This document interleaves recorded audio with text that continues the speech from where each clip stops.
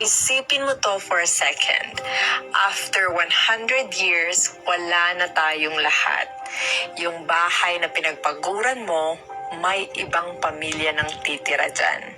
Yung kotse na iniingatan mo, bakal na lang yan sa junk shop.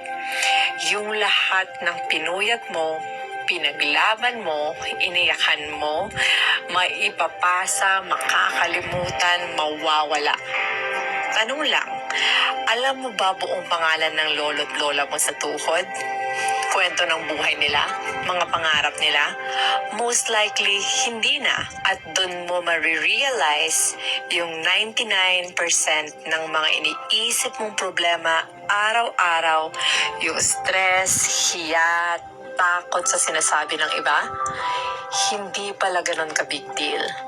Nakatira lang tayo sa isang bato na umiikot ng sobrang bilis. Sa isang universe na sobrang laki na hindi kayang intindihin ng utak natin. At balang araw, mawawala ka rin. Tayo, ikaw, ako. Hindi para takutin ka, kundi para palayain ka. Kasi kung pansamantala lang pala lahat, bakit mo uubusin ang buhay mo sa takot, galit at pag-aalala? Yung pinagdadaanan mo ngayon, chapter lang yan.